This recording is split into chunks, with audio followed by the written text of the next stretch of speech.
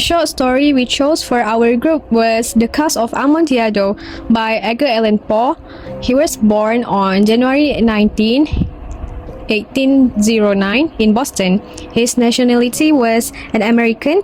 His lifespan was about January 19, 1809 to October 7, 1849. He was recognized for Gothic stories and poems, which is dark and mysterious. The common themes are revenge, madness, pride, betrayal, cruelty, and death. The book was published on November 1, 1846. The genre is Gothic literature. The themes are revenge, substance abuse, and death. The synopsis is basically about the story of a protagonist named Montressor who took revenge on the antagonist by tricking him with a special wine and trapping him inside the wall internally.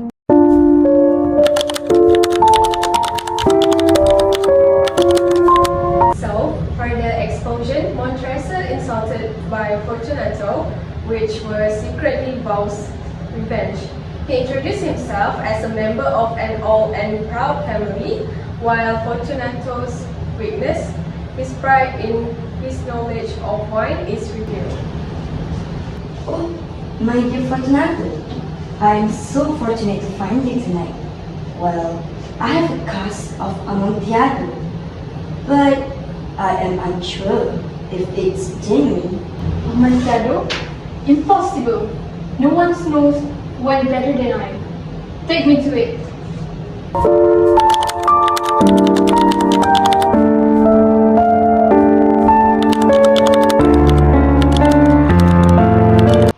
For the rising action, during Carnival, Montressor meets a drunk Fortunato and lures him into the catacombs with the promise of Amotillado.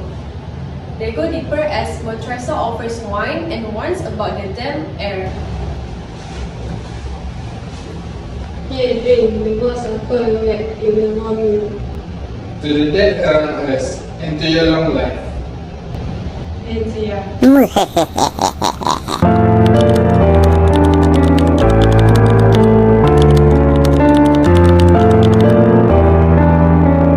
Next, Montressor chains Fortunato to the wall, and Fortunato realizes too late that he will be trapped alive.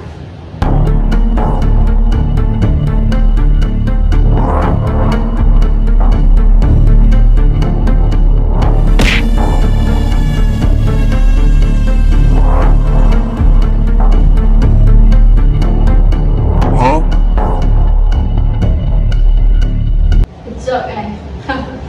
We will love like this tomorrow. Yes, tomorrow. For the falling action, Montressor builds the wall brick by brick, ignoring Fortunato's cry until he grows weak.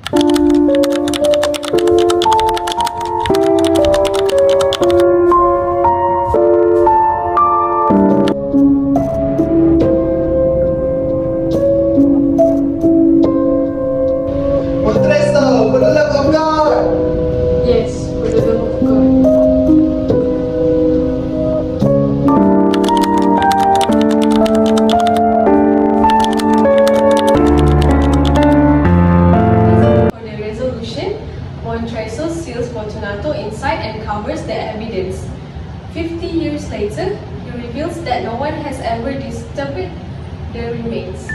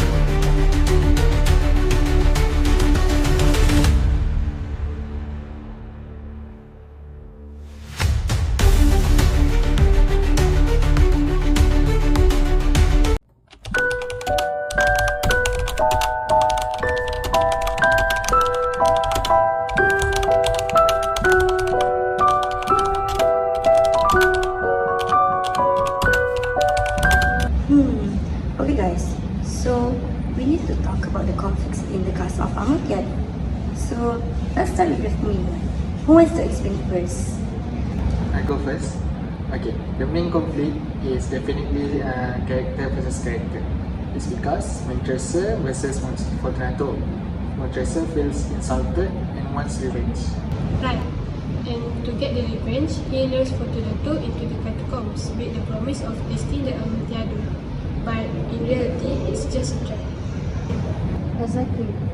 Once Fortunato is down there, Montressor chains him to the wall and then seals him in with bricks. It's really cruel. Yeah, it shows how far Montressor is willing to go just because he felt insulted. That's how the external conflict, their direct clash. Ooh, good point. But I think there's also a side conflict. Anyone wants to explain it? The side conflict is internal, character versus self. Montressor has a tiny moment of conscience at the end. Yeah, remember when he says his heart grew sick when he heard Fortunato's last cry? But then, he brushes it off and says it's just because of the dampness in the catacombs. No guilt. In which it shows that even though he felt something, his revenge was stronger than his conscience. Ooh, exactly. So the external conflict is Montressor versus Fortunato, while the internal conflict is Montressor versus himself.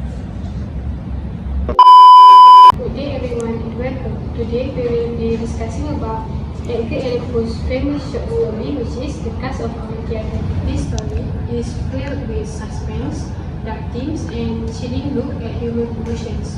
To understand it better, we will be exploring its main themes and point of view through a short interview session. Let's begin. Based on the story of The Cask of Amotillado, what are some of the themes that we can identify? The themes are revenge, substance abuse, and death. Oh, interesting. Now, let's move on to another person. Excuse me, can you explain how revenge is shown in The Cask of Amotillado?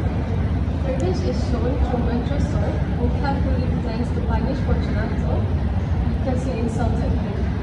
Oh, that's nice. Thank you. Can I ask you a favor, brother? Hello. What about substance abuse? How does it connect to the story? Fortunato's love for wine and his drunken state make him look so very vulnerable, so that Montressor can easily lure him into the catacombs. For the last one, we have another person here. Hello. Hi. Can you explain about how that is portrayed in the theme? Okay. Death is the result of Montressor's revenge. He drags Fortunato behind the wall, leaving him to die. Very good. Now, let's talk about the point of view. Can you tell me from whose perspective is the story told? Okay. The story is told from the protagonist Montresor's point of view. We have another person right here. Can you tell me, why do you think Paul choose Montresor to narrate the story? Good question. I think it is because it shows Montresor's thoughts and his justification for revenge. It lets the reader see the crime from the mind of the criminal. Exactly. Thank you for sharing your answers. So that's the end of our discussion. See you guys soon.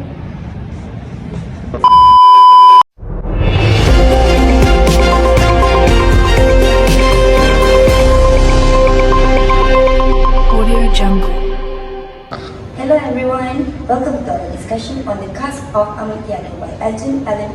I am Umaira and I'll be your host for today. Right now, I'll be interviewing our reviewers, Khairul, Emily, Batusha, and also Maria. Let's begin with Emily. Emily, can you share some of the literary devices that you noticed in the story? Of course. Firstly, one of the strongest devices is irony. For example, there's verbal irony when Montresor tells Tonato, end to your long life, while secretly planning for his death. Secondly, there's situational irony. The carnival is meant to be joyful, but Montresor uses it to carry out murder. Finally, there's dramatic irony, because readers know about Montresor's plan, but Fortunato remains unaware. Thank you, Mel. That was very clear.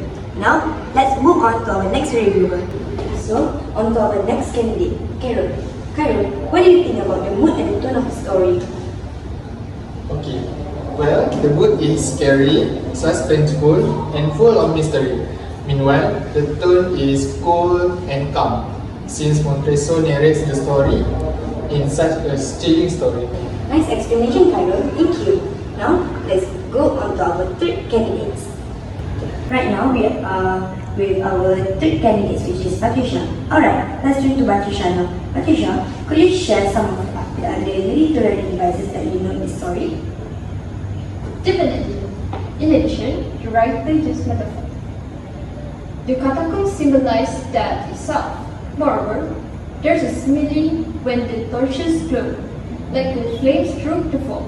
Besides, he also uses personification, saying, the fullness of the air gives our torches to glow. Finally, imagery plays a big role with vivid description of bones, glitter, darkness, and dampness that immerse the reader in the catacombs. Great points, Batusha. Now, let's hear from our final reviewer, which is Maria. Okay, thank you, Mike. Actually, I think foreshadowing is another important device. For instance, Montresor keeps offering Fortunato wine, which seems really friendly. But really, it's a part of his trap. Furthermore, symbolism is strong. The chains, the catacombs, and the carnival masks represent death and deception.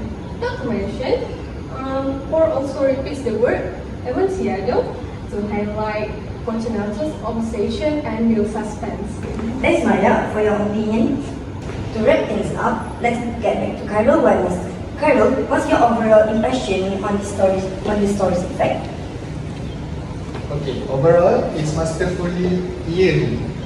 Paul's use of irony, mood, and dark imagery makes the story both suspenseful and haunting, leaving the reader unsettled long after finishing it.